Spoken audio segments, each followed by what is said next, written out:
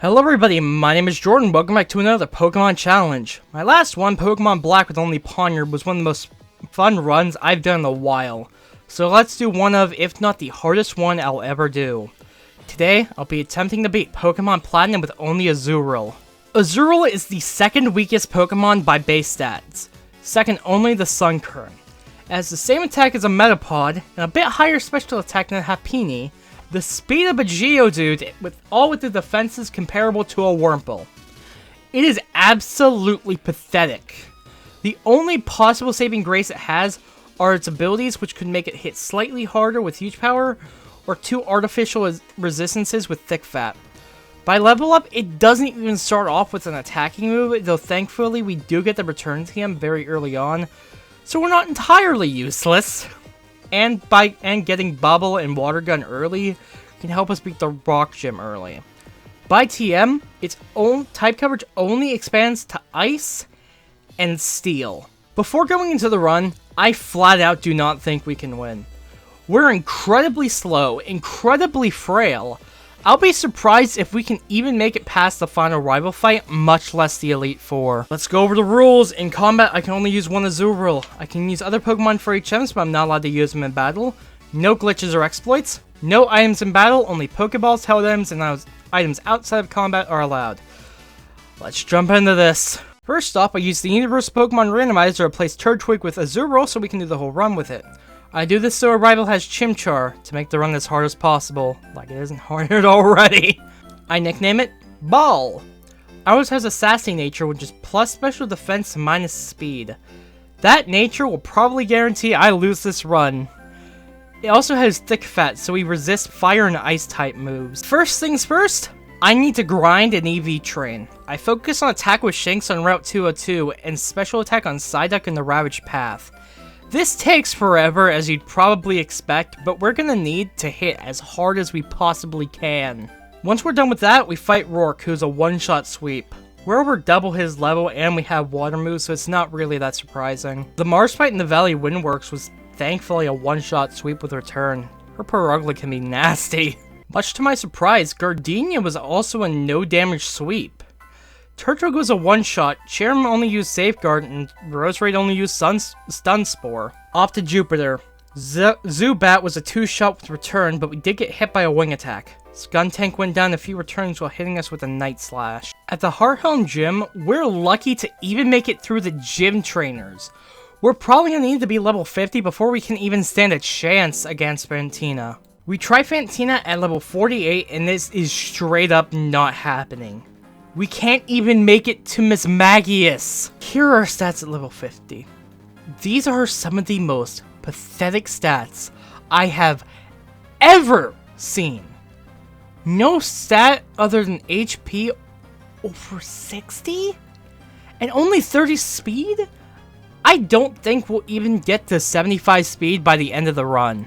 I tried this fight 20 times at level 52, and we still can't win. We can at least make it to Miss Magius when we don't get burned by Duskull, but we just can't finish it off. I get fed up and decide to go get Double Team since we're gonna need it eventually. Might as well get it now since I'm getting tired of grinding. I try this fight at least 20 more times with Double Team, and eventually we get this run where we set up our 6 Double Teams and take out Duskull while only doing a bit of damage to us from a couple future sites. Haunter was a one-shot with a critical water gun, and the Shell Bow gets us back to full. Last is Miss Magius, and we go to war with each other, with us eventually coming out on top with only 25 health to spare. That fight was awful. I didn't think Fantina was going to be that difficult. Much to my surprise, the following rival fight was a one-shot sweep on the first try. Weird that this fight is easier than Fantina, though every Pokemon I've used in the Platinum run has been weak to fighting, and Monferno has Mach Punch. So, yeah, let's just move on to Maylene. It actually only took a couple of tries, but on this attempt, I set up my 6 double teams while Meditite only hits us with Drain Punch before we take it down 2 returns afterwards. Machoke gets 2-shot by return, and last is Lucario, who takes under just half of his health from return, misses a Drain Punch. We hit it with another return, leaving it on a sliver. He hits us with a Drain Punch, then we finish it off with another return. The following rival fight is easy. The only Pokemon we don't one-shot is Monferno, who's a 2-shot with return. Time for Crash Awake, and I think this was almost somehow as hard as Fantina. It took at least a few dozen attempts, but eventually, we got our 6 double teams up on Gyarados, but we take a lot of damage in the process. Thankfully, 2 returns take it down before he can hit us again. Next is Floatzel, who doesn't manage to hit us, so we take it out in 2 returns. And last is Quagsire, who I actually outspeed due to just under half of his health with return. His Mudshot misses, then we finish him off with a critical return. The first Cyrus fight was very easy. The next rival fight is a complete brick wall. We can't even make it past Heracross on our best attempts. Eventually, at level 75, we get Staraptor to low health with Surf. He hits us with Takedown, and as the recoil takes him out, I use Double Team. Heracross is a 2-shot with return, however it did hit us with a Brick Break. Infernape missed his Brick Break as I 1-shot with Surf. Floatzel hits us with a weak Aqua Jet as we 1-shot with return, and Roserade missed its Grass Whistle, so it was a 1-shot with return. Byron was a no damage sweep because he just doesn't like doing damage? Okay, thanks for the badge, buddy. Next is Candace. Sneasel hits us with a weak feint attack before we 1-shot with return. Abomasnow misses his Focus Blast and we 1-shot it with a critical return. Piloswine hits us with an Earthquake before we 1-shot with Surf, and last is Frostlass. It sets up 2 double teams as I hit it with a Surf. It hits us with a Blizzard as I miss Surf. She hits us with another Blizzard as I hit it with Surf, taking it down to red. She heals with a Full Restore as I crit with a Surf, taking it out in 1-shot, barely eking out a victory. We have another Cyrus fight in the Galactic HQ. Sneasel and Crobat didn't do any damage to us before we took them down, though we did get hit with Screech by Sneasel. Last is Honchkrow, who hits us for a lot of damage with Drill Peck. We hit him with a return. He hits us with a feint attack, leaving us on only 2 health. Then we finish it off with another return. Time for the final Cyrus fight. We set up 6 double teams on Houndoom while it does his with a Dark Pulse. We take it out in 1 Surf. Next is Gyarados, who we use Ice Beam on. It gets frozen and 2 returns take it out.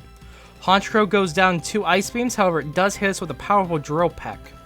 Weavile goes down a couple of returns, so it does hit us with a Fake Out Night Slash, and last is Crobat, who goes down 2 Ice Beams. However, it does hit us with a Cross Poison. Time for Volkner. Jolteon hits us with a Charge Beam before we take it out in 2 returns. Raichu missed its Focus Blast and we 1-shot with return. Electivire hits us with a powerful Thunder Punch before we 1-shot with a critical return. And last is Luxray, who hangs on from return, hits us with a Thunder Fang, then we finish it off with another return. Time for the final rival fight. I set up 3 double teams as Staraptor hits us with 2 close combats, us barely surviving. I then take it out with an Ice Beam. Heracross misses his Rock Slide in close combat, letting us take it out in 2 Surfs. Infernape misses its Focus Blast when it has Aerial Ace, so we 1-shot with Surf. Floatzel hits us with a Brick Break, so we barely hang on. We hit it with Return, nearly taking it out. It hits us with a Crunch, leaving us on only 1 health. Then we finish it off with another return. Snorlax is a 1-shot with a critical return, and last is Roserade, who misses its Giga Drain. Then we 1-shot with return. Here are our stats. These are some of the most pitiful stats I've seen in these Pokemon challenges. Shit, I have seen better stats on level 50 Pokemon. I have absolutely no confidence that we can beat Cynthia, even with the planned strategies I have, but I'm willing to try. Let's go. First is Bug Trainer Aaron. We set up our 6 double teams on Yamega as he miraculously does the same. Then he hits us with U-turn, allowing us to get a shot on Heracross, and since he misses his close combat, we finish it off with return. That was a miraculously dumb decision.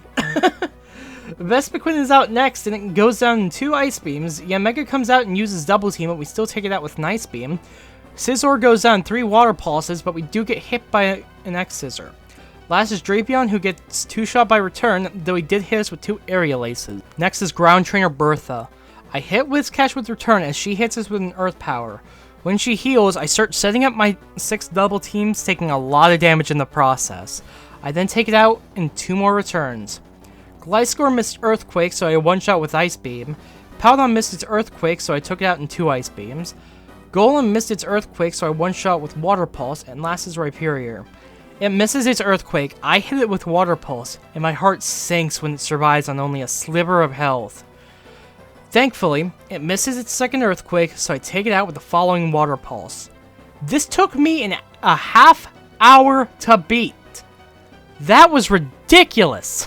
Spire Trainer Flint. I set up my 6 double teams on Houndoom while only getting hit once by Dark Pulse. I then one-shot with Return. Infernape was a 2-shot with Return, but he did hit with Flare Blitz. Flareon was a 1-shot with Return. Magmortar made the baffling decision to use Solar Beam without the Sun up, so he took it out in 3 Water Pulses. And last is Rapidash, who just used Solar Beam, so he 1-shot with Return. Last is Psychic Trainer Lucian. We set up our 6 double teams on Mr. Mime, however we do get hit by a couple Psychics. We then 2-shot with Return as he set up a Reflect. Galley goes on a couple returns, while it thankfully misses its Drain Punch. Alakazam misses its Focus Blast, so he 1-shot with Return. Espeon misses Psychic, so he 1-shot with Return, and last is Bronzong. It barely hits us, and when it does, it barely does any damage, but we don't do much damage in return. With Return.